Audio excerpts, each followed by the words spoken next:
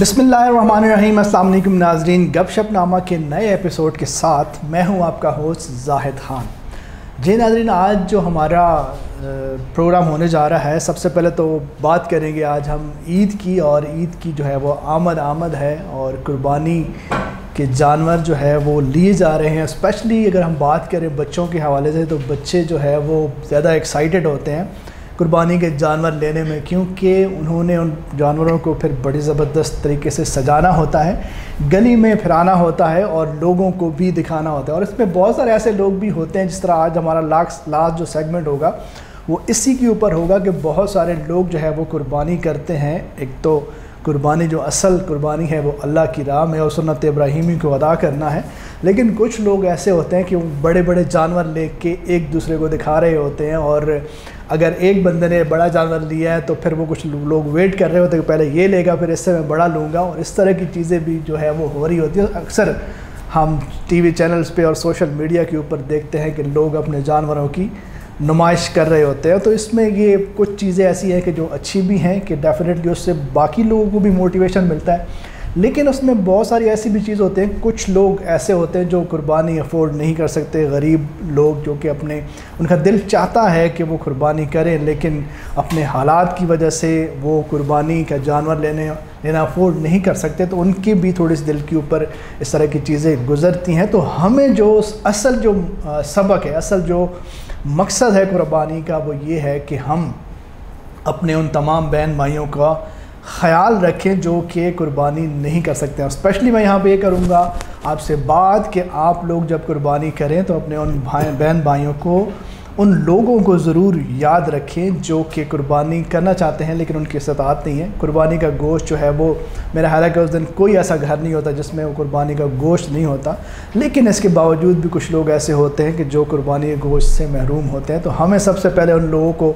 Find out करना है, उन लोगों को देखना है और कुर्बानी का गोश्त जो है वो उन तक पहुंचाना है, तभी जाके हमारी कुर्बानी का असल जो मकसद है वो पूरा होता है। चलते हैं आज के मेहमानों की तरफ। मेहमानों की अगर हम बात करें तो आज जो हमारे साथ मेहमान मौजूद हैं गपशप नामा के इस प्रोग्राम में, वो मैं समझता हूँ कि सियालकोट के लोगों के लिए, स्पेशली हमारे लिए एक बायस फ़ख्र है। अगर उनका मैं तारफ़ करवाना स्टार्ट करूँ तो बहुत लंबा तारफ़ है। कुछ थोड़ी सी चीज़ें जो मैं आपको बताना चाहता हूँ, उसमें सबसे पहले ये कि पाकिस्तान में 3D आर्ट के जो है वो बानी हैं, और सियालकोट में 3D स्ट्रीट आर्ट के जो है वो बानी हैं, और मुख्तलिफ़ चैनल्स पे, इंटरनेशनल चैनल्स पे, नेशनल चैनल्स पे, सोशल मीडिया पे बहुत ज़्यादा लोग जो है उनको देख चुके हैं, और वो अपने इस आर्ट की वजह से जो है वो काफ़ी ज़्यादा खिदमत कर रहे हैं इस आर्ट की। और ये चूँकि नया आर्ट है और मैं उनसे बातें करूँगा इस हवाले से भी, तो बाकी बातें चल के करते हैं उनसे। सबसे पहले अहमद, क्या हाल है आपका? ठीक, अल्हम्दुलिल्लाह, आप सुनाए? ठीक ठाक। थैंक यू सो मच, आप आज हमारे प्रोग्राम में आए हैं। जज़ाकल्लाह। और आपको लग कैसा रहा है आज का जो प्रोग्राम है? बहुत अच्छा लगा,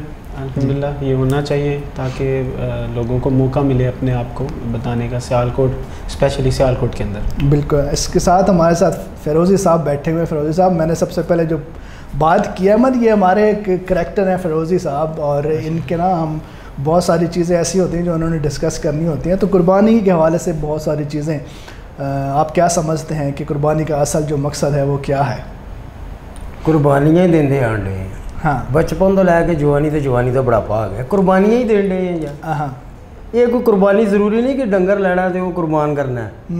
असी कुर्बानी ख्वाहिशात की सुबह शाम कुर्बानियाँ ही दे आ रहे हैं। हाँ, लेकिन असल जो मैंने बात की है ना, यहाँ पे एक बड़ा अच्छा मैसेज है। आप क्या कहेंगे कि हम कुर्बानी के जानवर तो बड़े बड़े ले आते हैं, दिखावे के लिए बहुत दफ़ा ऐसा हो जाता है, लेकिन फिर भी हमारे हमसाए या हमारे कुछ ऐसे लोग होते हैं जो कि कुर्बानी के गोश्त से महरूम रहते हैं। क्या कहेंगे इस हवाले से? वो नहीं, महरूम तो उन्होंने बेचारे ने रहना है। जेडे डेस्क से तुसी बैठे हो ना, एडा तो फ्रीज़र उन्होंने रखे होना है जेड़ा उन्होंने पैक करना होंदा है। हाँ, वो इसी तरह ना एक साहब सन। हाँ, मैंने उन्होंने गल याद आ गई, माशाल्लाह। एक शेख साहब सन, सियालकोट के शेखों को तो माजरत, मैं गुजरात के शेखों की गल कर रहा। नहीं, उधर भी वाले उन्होंने एक लेला लिया तो उन्होंने हलाल कर दिया। हाँ, कुर्बान हो गया। कुछ दिनों बाद शेख साहब फोत हो गए। अच्छा। डायरैक्ट जन्नत शरीफ आदमी सन, 5 टाइम के नमाजी तहयत गुजार सन, अल्लाह ताला ने अता करती, जन्नत चले गए। उसे जाके वेखा तो लेले फिरन डे ने। अच्छा। वो शेख साहब ने सोचा मेरा लेला कितने उन्होंने कोशिश कर के लेला अपना लभ लिया, लभ तो लिया। वो बेचारा 3 ਲੱਤਾਂ ਤੇ, ਇੱਕ ਲੱਤ ਲੰਗੜੀ ਤੇ ਉਹ ਤੈਨੂੰ ਐਸਾ ਚੱਲ ਰਿਹਾ। ਸ਼ੇਖ ਸਾਹਿਬ ਉਹਦੇ ਕੋਲ ਗਏ, ਉਹਨੇ ਕਿਹਾ ਭਈਆ ਉਹ ਤੈਨੂੰ ਤਾਂ ਮੈਂ ਚੰਗਾ ਭਲਾ ਲੈ ਕੇ ਹਲਾਲ ਕੀਤਾ ਸੀ, ਤੈਨੂੰ ਕੀ ਬਣੀਆਂ? ਉਹਨੇ ਦੇਖਿਆ ਸ਼ੇਖ ਸਾਹਿਬ ਆ ਗਏ ਨੇ। ਉਹ ਸ਼ੇਖ ਸਾਹਿਬ ਜਿਉਂ ਜਾਣਦੇ ਹੋ, ਓਏ ਆਪਣੇ ਪਿਛਲਿਆਂ ਨੂੰ ਫੋਨ ਕਰੋ, ਇੱਕ ਲੱਤ ਅਜੇ ਤੱਕ ਫ੍ਰਿਜ 'ਚ ਪਈ ਹੈ, ਉਹ ਖਾ ਲੈਣ, ਮੈਂ ਤਾਂ ਸਿੱਧਾ ਹੋਵਾਂ।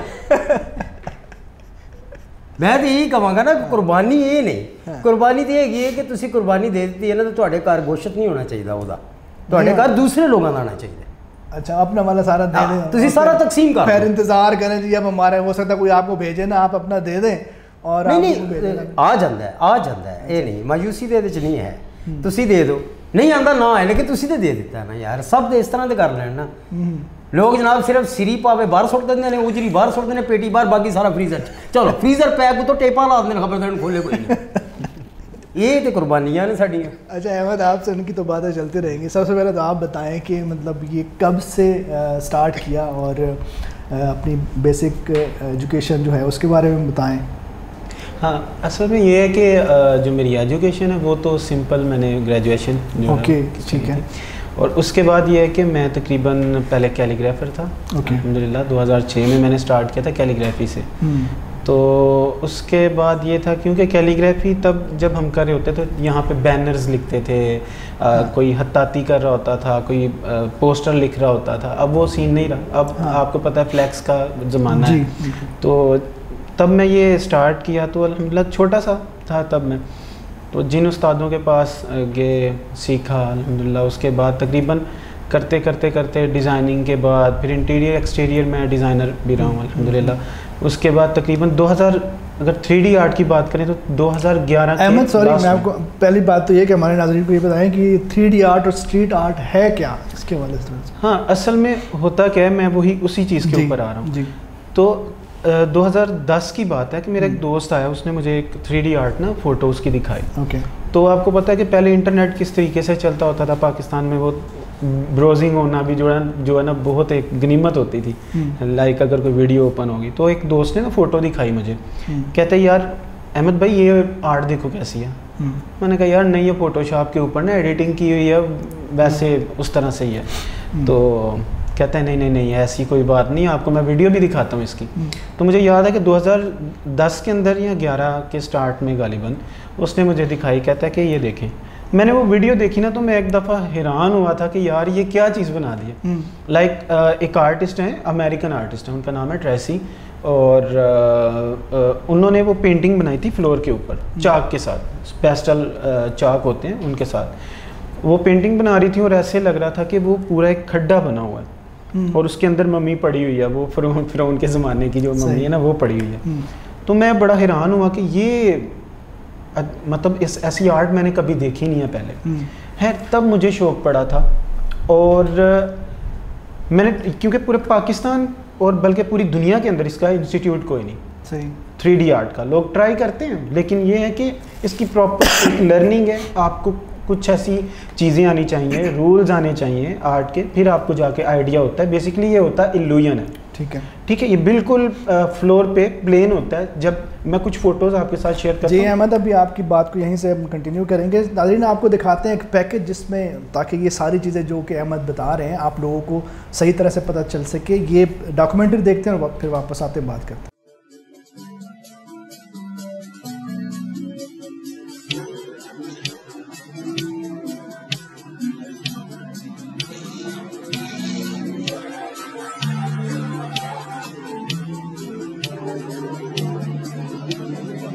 अस्सलाम वालेकुम रहमतुल्लाह। मेरा नाम वकास अहमद है और मैं एक 3D स्ट्रीट आर्टिस्ट हूँ। पाकिस्तान का पहला 3D स्ट्रीट आर्टिस्ट भी हूँ अल्हम्दुलिल्लाह। मैंने अपना स्टार्ट जो है किया था 2006 से कैलीग्राफी में।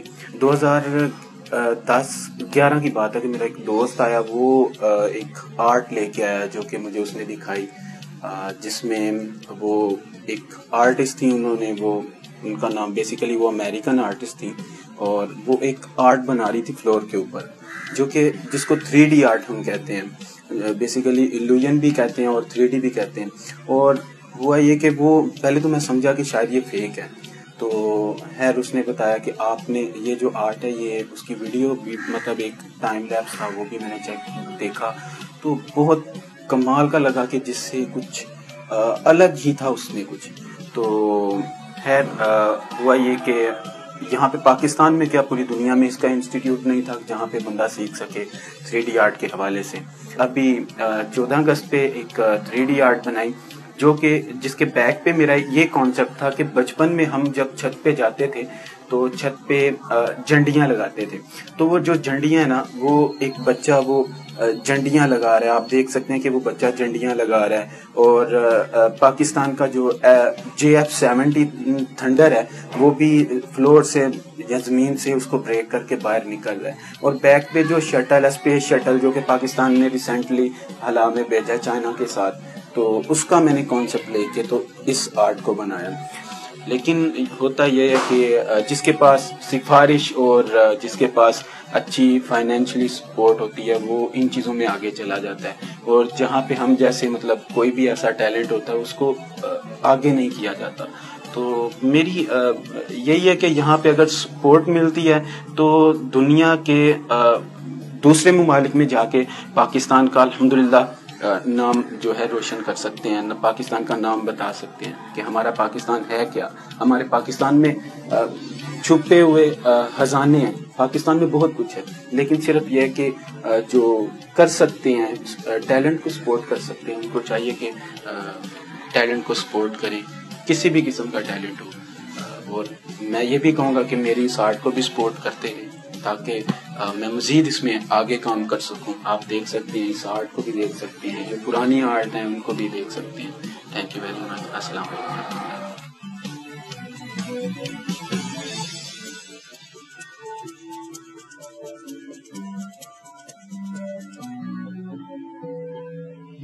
जी नाज़रीन, अभी आपने डॉक्यूमेंट्री देखी है, तो अहमद जिस तरह अभी हमने देखा है कि मतलब एक रोड के ऊपर एक वो पेंटिंग बनी और ऐसा लग रहा है कि वो जैसे वो रोड नहीं है, वो अंदर एक खड्डा है, इस तरह की चीज़ें। तो ये मतलब असल में ये जो ड्राइंग है ना, ये 3D ड्राइंग ये डिफरेंट होती है। लाइक आपने फ्लैक्स के ऊपर भी 3D चीज़ें पड़ी हुई देखी होंगी, वो भी आप कहते हैं ये 3D है, लेकिन वो 3D नहीं होती। वो क्यों नहीं होती? क्योंकि 3D ड्राइंग आपको प्रॉपरली रियलिटी में नज़र आती है अगर आप उसको मोबाइल के अंदर देखते हैं। ये होता क्या है कि इस ड्राइंग का एक मैथमेटिकली उसको डिस्टॉर्शन होता है और मैथमेटिकली हम उसको ड्राइंग को हम उसको डिज़ाइन करते हैं। उसको डिज़ाइन करके इसका एक स्पेसिफिक एंगल होता है, वहाँ पे जाके आप सिर्फ देख सकते हैं इसको कि वो प्रॉपर आपको 3D लुक नज़र आएगी। कुछ जो ड्राइंग आपने दिखाई हैं उनमें से आप देख रहे होंगे फ्लोर के ऊपर जो प्लेन, वो बिल्कुल प्लेन है, उसके अंदर कोई खड्डा नहीं है, बिल्कुल प्लेन है। और जैसा कि एक फ़ोटो के अंदर आपने देखा होगा, वहाँ पे साइड पे अगर व्यू उसका अगर दिखाएं तो वो जो व्यू है उसमें आप देखेंगे बिल्कुल प्लेन पड़ी हुई है। और जब आपने उसका पूरा एक एंगल के ऊपर आके फ़ोटो ली तो वो सामने बिल्कुल आपको 3D लुक नज़र आ रहा है। अब ये होता क्या है, इसको हम इल्यूजन कहते हैं। बड़ी सारी चीज़ों में हमें इल्यूजन नज़र आ रहा होता है। ये हम ड्राइंग करते हैं, कुछ इसके रूल्स होते हैं, पर्सपेक्टिव होता है, 1 वे पर्सपेक्टिव होता है, 2 वे होता है, 3 वे होता है, 4 वे होता है। ये रूल्स होते हैं, इनको स्टडी करने के बाद आप इस ड्राइंग को प्रॉपरली कर सकते हैं। ओके। अच्छा, ये जब मैंने स्टार्ट किया तो मैंने जिस आर्टिस्ट को देखा था वो आर्टिस्ट जो है उनकी आर्ट देखने के बाद मैंने पेपर के ऊपर इसको ट्राई करा था। पेपर के ऊपर कुछ मेरी ड्राइंग है, वो आप अगर पेपर की वो भी दिखाएं तो आपको लोगों को मज़ीद आइडिया होगा। वो पुरानी है लेकिन यह है कि उसका फ़ायदा ये कि लोगों को पता लगेगा कि पेपर के ऊपर मैंने ट्राई किया था। उसके बाद 2012 में तकरीबन मैंने फ्लोर के ऊपर, क्योंकि इसके अंदर मैंने काफ़ी सारी स्टडी की थी किस तरीके से बनाना है, इसकी लुक कैसे पहले तो पता ही नहीं था 3D कैसे नज़र आएगा। सही। पहले मेरे पास मोबाइल नहीं था कैमरे वाला, फिर इसको मैं किसी से दोस्त से लिया मोबाइल तो वो देखा, वो अच्छा यार ये लुक नज़र आ रही है। पुराने मोबाइल होते थे उससे मैं देख रहा होता था। 2012 में मैंने पहली बनाई थी अल्हम्दुलिल्लाह फ्लोर के ऊपर। लोगों ने बड़ा क्रिटिसाइज़ किया, बहुत बातें की, कोई बाथरूम कह रहा होता था, कोई कुछ कह रहा होता था, लेकिन उससे मुझे ना मैं कहता था नहीं यार अब इससे भी बेहतर करके दिखाऊंगा। तो वो मेरे लिए बड़ा फिट होता था। जितना वो नेगेटिव वो कर रहे होते थे ना, उतना अल्लाह का शुक्र है कि वो उतना मतलब उसमें निखार आता था चीज़ में। अच्छा अहमद, अभी आपने देखा कि वो चीज़ें जो है वो ज़मीन से निकल रही हैं, दीवार से निकल रही हैं, तो फिरोज साहब को निकाल सकते हैं किसी दीवार जी से? बिल्कुल, इनकी प्रॉपर एक 3D बन सकती है जी बिल्कुल। मुबारक हो, आपकी भी बन। देखो जी गल है कि कैमरे पूछ लीजिए मेरी तो बनी जाएगी। और गल है कि ये माशाल्लाह 3D आर्ट पेंटिंग ये बड़ा मुश्किल शोबा है, बहुत ही इंतहाई मुश्किल शोबा है कि तुसी एक तस्वीर बना ली और वो तस्वीर बोल दी है। मैं एक तस्वीर देखी कि एक गाय खड़ी, गाय के पिछले लत्तां नूं रस्सी बनी है, कोल एक ढोल पे है, यानी कि तस्वीर बोल रही है कि वो बंदा बन के इनू चला गया और हुण आएगा इनू इहदा दूध चोएगा, यानी तस्वीर बोल रही है, मंजर ठीक हो गया जी। तो माशाल्लाह जिस तरह काम कर रहे हैं तो फखर है ना पाकिस्तान का। लेकिन मैंने एक गल याद आ रही है इन्हों तो कि इस तरह के बंदे अगर सरकारी हस्पताल चले जान ना, एवं 5-7 मरीज पै जाते, डॉक्टर साहब इधर, डॉक्टर साहब भाई मैं डॉक्टर नहीं, मैं तो अपनी वक्की चेक करवाना है, क्योंकि हुलिया होंगे ना इस तरह के अजकल डॉक्टर आ रहे हैं, दाड़ियाँ रखियाँ ने, जीन पाई है जनाब। तो यहो जे बंदे खुदा न खासा किते बार्डर पर चले जाओ, बार्डर के नहीं पिंड खुशी गमी जाना ही पै जाता ना बंदा, तो चले जान तो जनाब माइयां उत्ते सारियां कुड़ियों अंदर आओ, अंदर बच्चों को बुलाएंगे अंदर चलो, भरावां पुत्रां खावां फोन करके आएंगे पिंड ना आइयो, क्यों वो दहशतगर्द फिर इंज दे हालात ना करें हमारे मेहमान। मैं गल कर रहा ना कि कुछ जी नाज़रीन, अभी बहुत सारी बातें हमारे जारी रहेंगी फ़िरोज़ी साहब के साथ भी और अहमद के साथ भी। यहाँ पे एक छोटा सा ब्रेक का टाइम हुआ, ब्रेक से जब वापस आएंगे बहुत सारी बातें करेंगे। हमारे साथ रहिए और देखते रहिए गपशपनामा।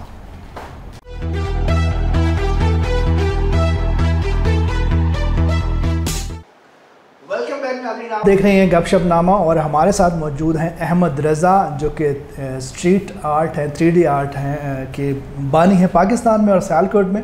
अच्छा अहमद, एक तो ये है कि जिस तरह मैंने पहले बताया कि आप हमारे लिए बायस फ़ख्र हैं और आपको अभी हमारी बात भी चल रही थी, दुबई में आपने पाकिस्तान की नुमाइंदगी की, वहाँ पे कितने लोग थे और मतलब ये सारी चीज़ें कैसा फ़ील हुआ वहाँ पे, वो भी एक्सपीरियंस ज़रा हमारे साथ शेयर करें। अच्छा ऐसा है कि दुबई में ना जब मैं गया था तो मुझे एक ईमेल आई थी दुबई की गवर्नमेंट की जानिब से कि आपको ना इसमें सिलेक्ट किया गया है।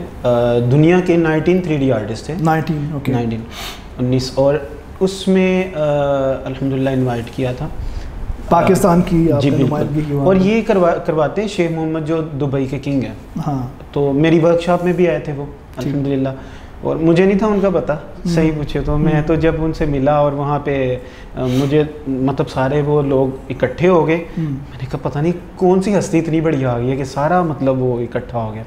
तो अल्हम्दुलिल्लाह वो आए, मेरी वर्कशॉप में भी आए और उन्होंने देखा भी कि जो मैं करवा रहा था, काफ़ी सारे वहाँ के शेख थे, उन्होंने बड़ा अप्रिशिएट किया इस चीज़ को। और बल्कि पाकिस्तान के, मुझे याद नहीं पड़ता क्या नाम था उनका, कोई गवर्नमेंट लेवल के थे, तो उन्होंने बड़ा खुश हुए, कहते हैं मैं पाकिस्तान में आके मिलूँगा भी। उसमें ये था कि अल्हम्दुलिल्लाह मेरे जिन लोगों के साथ जो 19 3D आर्टिस्ट थे वो कौन थे, एक तो मैंने जिसका जिक्र किया है कि ट्रेसी थी अमेरिकन आर्टिस्ट जिनको मैंने देख के स्टार्ट किया था, वो भी साथ थी। और उसके बाद जर्मनी के एक आर्टिस्ट हैं लेवन, वो भी साथ थे। अल्हम्दुलिल्लाह ये है कि एक वक्त था कि मैं उनको देख रहा था और एक वक्त वो था कि उनके साथ काम कर रहा था। तो वो भी पाकिस्तान का। और दूसरी बात यह है कि पाकिस्तान में हमारे सियालकोट में यह है कि आर्ट को थोड़ा सा ना, आर्ट को थोड़ा नहीं बहुत ज़्यादा साइड पे किया गया है। मैंने वहाँ पे देखा है। मैं यहाँ पे एक चीज़ बता दूँ कि वो लोग क्यों आर्ट को पसंद करते हैं। हमें चाहिए कि हम आर्ट को लेके आएँ, ये बहुत ज़रूरी है। ये पीछे फ्लैक्स नहीं लगा होगा, वाइट बैकग्राउंड कर देंगे तो ये बोर हो जाएगा हर बंदा। सही। अच्छा, इसमें होता क्या है कि जो दुबई के शेख, वहाँ पे मुझे एक चीज़ सीखने को मिली कि वहाँ पे वो कहते हैं कि आप दो बंदे बिठाएं, एक बंदा इस साइड पे एक इस साइड पे, एक के सामने पूरी आर्ट बना दें, एक के साइड पूरी एम्प्टी वॉल जो है ना वो वाइट रखें। आप देखेंगे जो वाइट वॉल वाला बंदा है ना वो बोर हो जाएगा, वो उठ के चला जाएगा, वो कहेगा मैं नहीं इतनी देर। लेकिन जो आर्ट वाला वो बैठ के देखता रहेगा, उसमें चीज़ें देखेगा, कोई चीज़ें निकालता रहेगा। बिल्कुल। ये कुछ दिन पहले मैंने एक आर्ट बनाई नुसरत की, तो वो वहाँ पे नुसरत हमारे जो लेजेंड है उनकी आर्ट बनाई, तो उसमें ना यस तो क्या बात है, उनकी मैंने आर्ट बनाई तो ईंटें बनाई थी मैंने। तो कुछ लोग जाके ना ईंटें गिनना शुरू हो गए, यार ये कितनी बनी हुई है। कहने से मुराद ये है कि आर्ट जो है ना वो पूरी दुनिया में इस टाइम चल रही है। हमारे पाकिस्तान में अब लोग इसकी अवेयरनेस मिलना शुरू हुई है। अच्छा अहमद, थोड़ा सा ये बताइएगा कि मतलब बहुत सारे लोग होंगे जो आपको देख के जिनका शौक़ होता होगा, या बहुत सारे ऐसे होंगे जो वैसे भी शौक़ रखते होंगे, तो इस फ़न को दारी बार आपके पास एक अमानत है, तो क्या सोचा हुआ है नेक्स्ट जो है वो लोगों को कुछ सिखाने के हवाले से, या एज अ प्रोफेशन इसको लेंगे, क्या कहेंगे? अल्हम्दुलिल्लाह एक वक्त वो था कि मैं जब जाता था, मुझे याद पड़ता है कि मेरे पास, मैंने नाम नहीं लेना, सियालकोट के आर्टिस्ट थे, तो मैं जब उनके पास गया तो उन्होंने मुझे, मेरे पास फ़ीस नहीं थी देने के लिए, तो उन्होंने मतलब कहा कि मैं नहीं करवा सकता, वो दरवाज़ा आप जा सकते हो। ठीक। तो एक वक्त वो आया अल्हम्दुलिल्लाह कि उनका बेटा ही डिज़ाइनर मेरे पास सीखने भी आया। रीज़न सिर्फ ये है कि जो आर्ट का है ना, आर्ट के अंदर एक चीज़ नहीं है। आपकी हॉलीवुड इंडस्ट्री, आपकी बॉलीवुड इंडस्ट्री, आपकी जितनी इंडस्ट्री है, इवन के पाकिस्तान की जो लॉलीवुड भी कहते हैं ना, या अभी जो ड्रामा और मूवीज़ स्टार्ट हो चुकी हैं, जो कराची में प्रोडक्शन हो रही है, लाहौर में प्रोडक्शन हो रही है, तो उसके अंदर बहुत सारा किरदार जो है वो आर्ट का ही है। ऐसा ही है। जिस बंदे ने आर्ट के रूल्स पढ़े हैं वो स्टोरी बोर्डिंग कर रहा होता है, स्केचिंग कर रहा होता है, उसको व्यूज़ दे रहा होता है कि इस तरीके से ये फ्रेम होगा, यहाँ पे ये काम होगा। बिल्कुल। क्योंकि मैं एक एनिमेशन के शोबे से भी अटैच रहा हूँ अल्हम्दुलिल्लाह, और कर भी रहा हूँ, तो इसमें हमारा प्रॉपर एक लर्निंग होती है आर्ट के अंदर।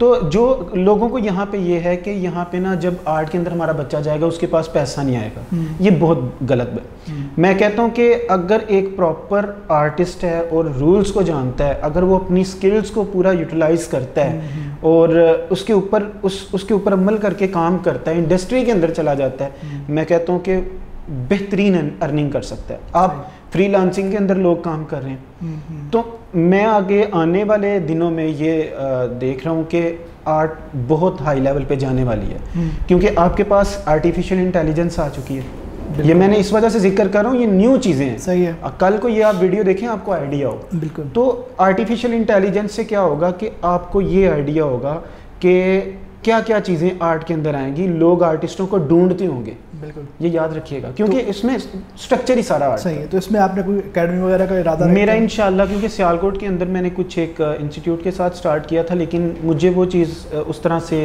नहीं रिस्पांस मिला। स्टूडेंट्स का बहुत अच्छा रिस्पांस है, लेकिन जो इदारे हैं उनकी तरफ से अच्छा रिस्पांस नहीं है, क्योंकि देखने में ज़्यादातर ये है कि माजरत के साथ कि लोग जो सिखा रहे होते हैं वो बच्चों के लिए आगे काम करने के लिए कोई फिट चीज़ नहीं है। मेन चीज़ ये है, मैं किसी को बुरा भला नहीं कह रहा, लेकिन सियालकोट के अंदर ये चीज़ें बहुत सारी हैं इस तरह की। तो अगर यहाँ पे हम प्रॉपर वे से कोई काम करते हैं आर्ट के लिए, तो इंशाल्लाह इसमें बड़ी बेहतरी आएगी। और मेरा इरादा है कि मैं एक इंस्टीट्यूट अनकरीब बनाऊंगा, उसमें इंशाल्लाह कोशिश कर रहा हूँ। ज़ाहिर सी बात है, मेरी भी जितना वो पंजाबी में कहते हैं जितनी पसली सट खांदी है, तो ट्राई कर रहा हूँ कि जिसमें अमीर और गरीब का बच्चा आर्ट सीख रहा हो इकट्ठे बैठ के, जो पैसे वाला है और जो नहीं दे सकता वो भी इक्वल होकर बैठ के सीख रहा हो। तो इंशाल्लाह इसके ऊपर मेरी वर्किंग जारी है, मैं कर रहा हूँ। ठीक है। अच्छा अहमद, आपको बहुत दफ़ा देखा है इंटरनेशनल चैनल्स पे, नेशनल चैनल्स पे, तो कौन कौन से चैनल्स पे जाने का इत्तेफाक हुआ है उस हवाले से बताएं, और कैसा एक्सपीरियंस रहा है वहाँ पे? स्पेशली बताइएगा आमिर लियाकत के साथ कैसा एक्सपीरियंस रहा? अच्छा, ऐसा है कि दुबई के अंदर अल्हम्दुलिल्लाह कुछ जो इंटरनेशनल चैनल्स हैं उनके ऊपर हुआ है अनकरीब, और भी आपको वीडियोज़ मिलेंगी इंशाल्लाह। रही पाकिस्तान के अंदर, तो पाकिस्तान के अंदर मेरा बड़ा अच्छा एक्सपीरियंस रहा है आमिर लियाकत साहब के साथ। आम शाम खिलाया उन्होंने? बड़े मीठे थे बड़े मीठे थे। अच्छा। तो कराची के लोग मुझे बड़े पसंद हैं। तो ये है कि वहाँ पे अल्हम्दुलिल्लाह मैंने तकरीबन 1 हफ़्ता आर्ट बनाई है। और वो फ्लोर के ऊपर, वो पहली दफ़ा थी पाकिस्तान में कि किसी ने 3D आर्ट को लाइव जो है वो दिखाया किसी चैनल के ऊपर। काफ़ी सारी चैनल्स ने बाद में कांटेक्ट किया कि हमारे चैनल के ऊपर आके बनाएं, यहाँ पे करें, लेकिन रीज़न ये है कि आर्ट की जो सप्लाई, मतलब जो मटेरियल है वो बहुत एक्सपेंसिव है। ठीक है, तब इतना मतलब वो नहीं था कि लोगों को आइडिया नहीं था। अभी तो मज़ीद आइडिया मिल रहा है 3D आर्ट का। ये 2015 की बात है जब उन्होंने इन्वाइट किया था, और ये इन्विटेशन जो है वो उसका भी एक रीज़न था कि मैंने अपनी तकरीबन 74 to 75 जो आर्ट है ना वो जला दी थी, और वो मैंने उसकी फ़ोटोज़ जो है ना वो सोशल मीडिया पे अपलोड कर दी। हाँ, वो क्या वो बस वो ज़ाहिर सी बात है, जब आप आर्ट कर रहे होते हैं और आपका होता है कि मैं कुछ करूं, मैं अर्निंग करूं, अपने घर का सिस्टम चलाऊं, अपने घर के मामलात को, क्योंकि मैंने दो साल का था, मेरे बाबा नहीं थे, तो मेरी अम्मी ने ही जो है ना वो कपड़े सिलाई करके हमें अल्हम्दुलिल्लाह पाला और मेहनत की। तो आज भी वो कहते हैं अपना काम करो, मेहनत करो, बजाय कि आप थोड़ा कर लो अल्हम्दुलिल्लाह, लेकिन वो थोड़े में इतनी बरकत होती है, वो बहुत ज़्यादा अल्लाह ताला कर देता है। लेकिन आपका जो आर्ट है माशाल्लाह, तो अर्निंग के साथ साथ मुल्क का जो है वो नाम भी आप रोशन अल्हम्दुलिल्लाह। अच्छा अहमद, आपकी मैंने वीडियोस देखता हूँ बहुत दफ़ा ना, आप सिंगिंग भी कर रहे होते हैं, तो आज आपसे थोड़ा सा हम वो अगर पॉसिबल हो तो वो, क्योंकि आपकी आवाज़ में मैंने 2-3 दफ़ा आपकी वीडियोज़ देखी है, तो आपने वो सिंगिंग भी की है। जैसे रबिया नुसरत का भी आपने नाम लिया, उनकी आपने पोर्ट्रेट भी बनाया, तो कुछ हो जाए आज मेरा ख्याल है। मैं थोड़ा सा इसमें ना अभी एक तो ये है कि थोड़ा सा हाँ कलाम मैं पढ़ सकता हूँ, लाइक जो नातिया कलाम है, हाँ, उसको पढ़ सकता हूँ।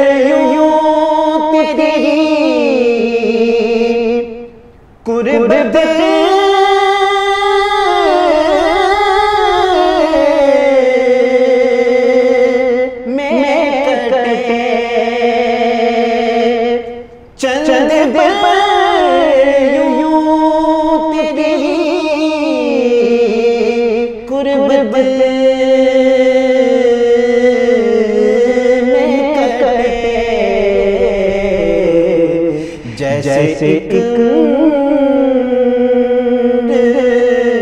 गुजारा हूँ, जैसे गुजारा हूँ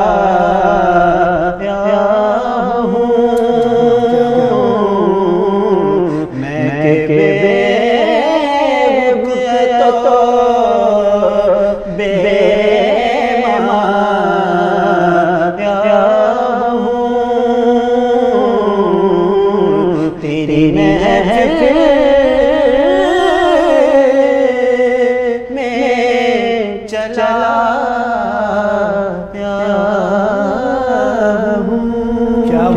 क्या बात है। मैं कहता हूँ मल्टी टैलेंट अहमद। ये असल में ना बचपन से करते होते थे, नात वानी करते थे, बड़े सारे नात वहाँ थे माशाल्लाह यहाँ पे। तो इतनी ज़बरदस्त आवाज़, मैं समझता हूँ आपको इस चीज़ में भी ट्राई करनी चाहिए बहुत। अच्छा, आखिर में बस आपसे ये पूछेंगे कि यूफोन के साथ भी आपने एक प्रोजेक्ट किया, उसके हवाले से भी थोड़ा सा बताएं। हाँ, यूफोन के साथ मेरा प्रोजेक्ट था वो बाकमाल पाकिस्तान था, और तकरीबन 4 लोग थे जो पूरे पाकिस्तान से चुने गए थे, जिसमें लाखों लोगों ने जो है वो सबमिट करवाया था, वहाँ पे लोगों को काम दिखाया था, लेकिन अल्हम्दुलिल्लाह 4 लोग चुने गए थे। उसके बाद ये है कि सुप्रीम कोर्ट ऑफ पाकिस्तान में और शहबाज शरीफ साहब ने भी एक पेंटिंग बनवाई थी लाहौर में, जो पाकिस्तान की सबसे बड़ी 3D आर्ट थी 4000 स्क्वायर फीट में, क्योंकि वो गवर्नमेंट थी उस टाइम, तो उन्होंने भी ये काम करवाया था। उसके बाद जो अल्हम्दुलिल्लाह मुझे नेशनल रिकॉर्ड भी जो है वो मिल चुका है, Pakistani first 3D street artist जो है अल्हम्दुलिल्लाह। उसमें आपने बताया था कि डॉक्टर आरिफ अलवी, बिल्कुल वो भी आए थे। इवन के जो जनरल आसिफ गफूर साहब हैं, उन्होंने अल्हम्दुलिल्लाह उसके लिए भी यहाँ पे मैं बताना चाहूँगा कि उसका ज़रूरी है जिक्र कर दूँ, हमारा वर्ल्ड रिकॉर्ड का भी हमारा बना था, लेकिन उन दिनों में पाकिस्तान इंडिया के क्लैशेस की वजह से थोड़ा सा मामला अच्छा हो गए थे। सही, thank you so much Ahmed, आप प्रोग्राम में आए और मेरे लिए बहुत ज़्यादा फ़ख्र की बात है, और सियालकोट को और पूरे पाकिस्तान को आपके ऊपर फ़ख्र है, और मुझे उम्मीद है कि आप इस आर्ट को जो है वो आगे भी लेके चलेंगे इंशाल्लाह। जी नाज़रीन, अभी हमारे प्रोग्राम में एक ब्रेक का वक्त है, और ब्रेक से जब वापस आएंगे तो ईद के हवाले से हमारा जो एक सेगमेंट आ रहा है बिन बुलाए मेहमान, उसमें हमारे साथ जो मेहमान हैं उन्होंने एक जानवर ख़रीदा है और उन्होंने अपनी उसको गली में बांधा है, और बहुत सारी प्रॉब्लम्स हुई हैं। वो प्रॉब्लम्स क्या हैं वो देखने के लिए हमारे साथ रहिए और देखते रहिए गपशप नामा।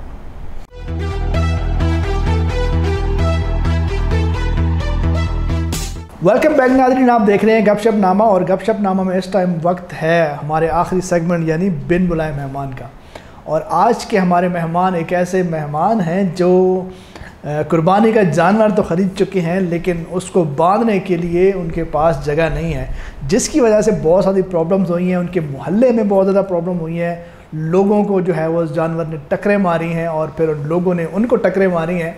तो आज वो हमारे स्टूडियो में मौजूद हैं और उनसे चल के बात करते हैं और आगे का हवाल जो है वो उन्हीं से जानते हैं। अस्सलाम वालेकुम। वालेकुम सलाम जी। सबसे पहले तो अपना नाम बताएं जी। अमजद बरसाती। बरसाती यानी बरसात का जो मौसम है वो अभी आने वाला है और आपने पहले से नाम रख लिया है बरसाती। जो मैं जम्मे हाँ तो बड़ी बरसात हुई तो मेरा नाम रखा उन्होंने अमजद बरसाती। अच्छा, दाई नहीं लभदी कोई। अच्छा, ये जो अभी आपने नाम बताया बरसाती, तो वो बरसाती जो नाले और नाले में जो कीड़े होते हैं उससे तो नहीं पड़ा आपका नाम?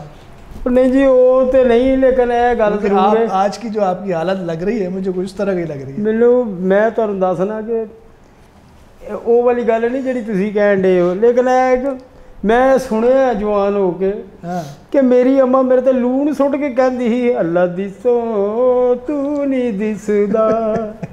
इंज दी गल्लां है ने, पर बरसात बड़ी सी उदों जदों मैं आया, 2-3 दाइयां आईयां ने डुब गईयां पानी च, इंज दे हालात पैदा होए तां लोकां मेरा नाम रखा बरसाती। अच्छा, इसका मतलब ये तब से आपको जो है ना इस तरह के शौक पड़े हुए हैं जो मार खाने के। क्या हुआ आज अपने ज़्यादा जख्म लेके आप स्टूडियो में आए? छेड़ दिता जब मैंने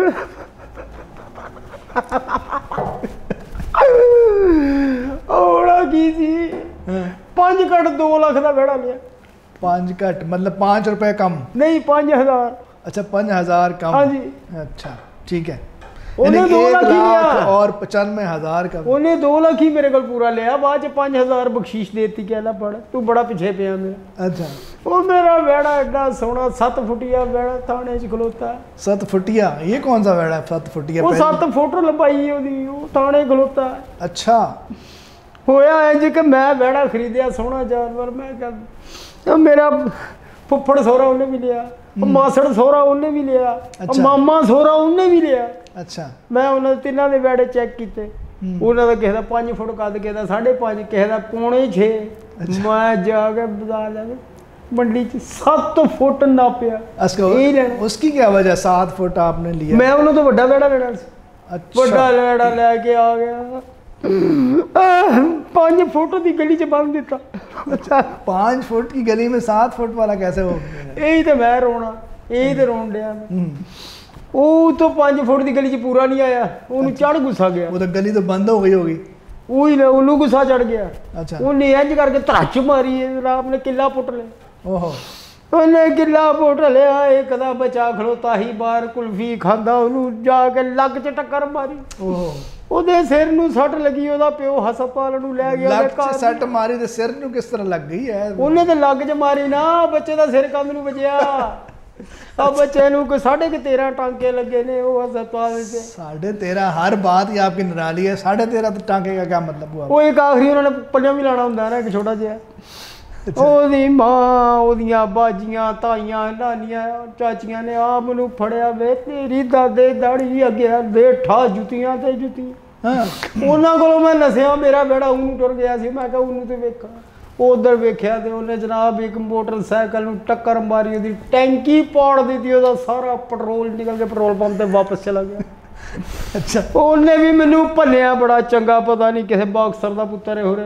ਉਹਨੇ ਇੰਜ ਦੇ ਹੂਰੇ ਮਾਰੇ ਨੇ, ਖਲੋ ਕੇ ਮਾਰੇ ਨੇ।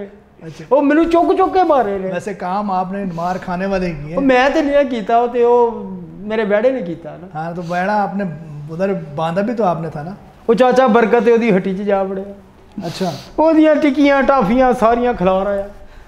ਚਾਚੇ ਬਰਕਤ ਨੇ ਐਡਾ ਰੂਹ ਲਾਲਾ ਰੱਖਿਆ ਡੰਡਾ। ਚਾਚਾ ਬਰਕਤ ਮੇਰੇ ਪਿੱਛੇ। अच्छा, ਮੈਨੂੰ ਇਸ ਕਿਸਮ ਦੀਆਂ ਚਾਚੇ ਬਰਕਤ ਨੇ ਲਾਈਆਂ, ਯਕੀਨ ਕਰੋ मैं ਤੁਹਾਨੂੰ ਦੱਸ ਨਹੀਂ ਸਕਦਾ ਕਿੱਥੇ ਕਿੱਥੇ ਮਾਰਿਆ। नहीं बतानी भी नहीं है। अच्छा, पहले ये तो बताएं, आपकी लगता है कि मूछें और जख्म का पता ही नहीं चल रहा, मूछें भी कौन सी हैं और जख्म कौन से? ਉਹ ਸਾਰਾ ਕੁਝ ਲੋਕਾਂ ਮਿਕਸ ਕਰ ਛੜਿਆ। ਮੈਂ ਤੇ ਆਪਣੇ ਆਪ ਨੂੰ ਲੱਭਣ ਡਿਆ ਮੈਂ ਹੈ ਕਿੱਥੇ ਆ। ਉਹ ਪੁਲਿਸ ਵਾਲੇ ਕਹਿੰਦੇ ਨੇ ਇਹ ਬੰਦਾ ਆਏਗਾ ਥਾਣੇ ਨੂੰ ਹਵਾਲਾ 'ਚ ਬੰਦ ਕਰਨਾ। ਵਹਿੜਾ ਉੱਥੇ ਵੱਜਿਆ 5 ਕੱਟ 2 ਦਾ। ਮੇਰਾ ਯਕੀਨ ਕਰੋ ਮੈਂ ਜਾਣ ਨਹੀਂ ਡਿਆ। ਮੈਂ ਕਿਹਾ ਹੁਣ मैं भी हवाला 'ਚ ਬੰਦ हो जावा। अच्छा, वैसे आपको इतनी ज़्यादा प्रॉब्लम हुई, आपने लिया भी, वजह मुझे बता दें क्यों आपने इतना बड़ा वो लिया बैड़ा और फिर उसको बांधने की जगह भी आपके पास नहीं थी? ये सारी मुसीबत क्यों मोल ली आपने? ਉਹ ਮੈਂ ਤੁਹਾਨੂੰ ਪਹਿਲੇ ਵੀ ਦੱਸਿਆ ਕਿ ਮੈਂ ਕਮੇਟੀਆਂ ਪਾ ਪਾ ਕੇ ਪੈਸੇ ਇਕੱਠੇ ਕੀਤੇ ਸਨ। ਮੈਂ ਜਦੋਂ ਵੇਖਿਆ ਮੇਰੇ ਰਿਸ਼ਤੇਦਾਰਾਂ ਅਜ਼ੀਜ਼ਾਂ ਨੇ ਵੈੜੇ ਲੈਂਦੇ ਨੇ ਤੇ ਮੈਂ ਫਿਰ ਬਾਅਦ 'ਚ ਗਿਆ ਲੈ ਕੇ ਆਇਆ। ਲੇਕਿਨ ਮੈਨੂੰ ਬੜਾ ਮਹਿੰਗਾ ਵਿਹੜਾ ਪਿਆ ਵੇ। ਮੈਨੂੰ ਲੋਕਾਂ ਨੇ ਬੜਾ ਮਾਰਿਆ। ਜੇ ਵੀ ਮੈਨੂੰ ਮੁਹੱਲੇ ਨਹੀਂ ਵੜਨ ਦੇਣ ਡੇ ਤੇ ਉੱਧਰੋਂ ਪੁਲਿਸ ਵਾਲੇ ਬੁਲਾਉਣ ਡੇ ਨੇ।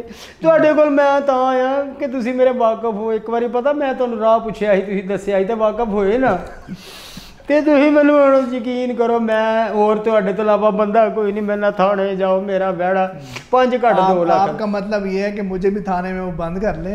नहीं ਤੁਹਾਨੂੰ ਤੇ ਉਹਨਾਂ ਨੇ ਕੁਝ ਕਹਿਣਾ नहीं, आ गया और वो मुझे भी वहाँ बिठा लें। नहीं ਤੁਹਾਨੂੰ ਤੇ ਉਹਨਾਂ ਨੇ ਕੁਝ ਕਹਿਣਾ नहीं ना, ਤੁਸੀਂ ਮੈਨੂੰ ਕੁਝ ਕਹਿਣ ਨਾ ਦਿਓ ਉਹਨਾਂ ਨੂੰ।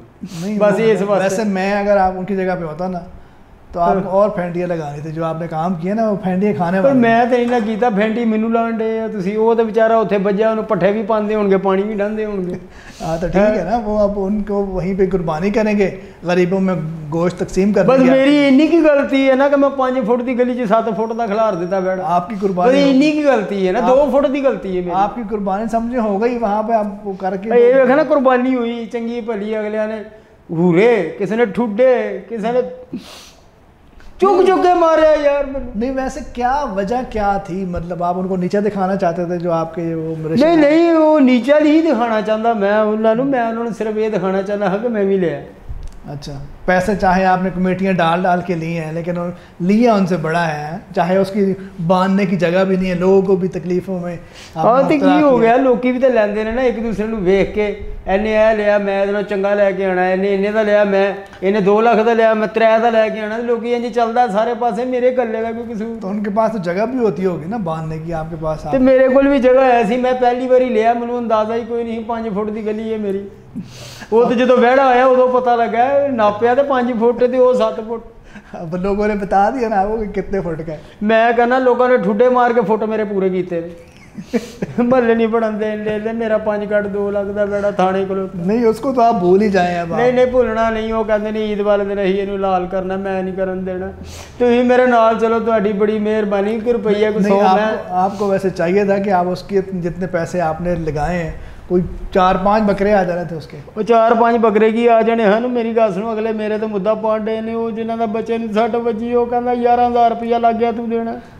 और जिदी टैंकी पाट गई है वो कहते मैनू नवी टैंकी जैनवन लिया के दे, जितों मर्जी हुंडा 70 दी सी, मैं जैनवन कितों लभांगा।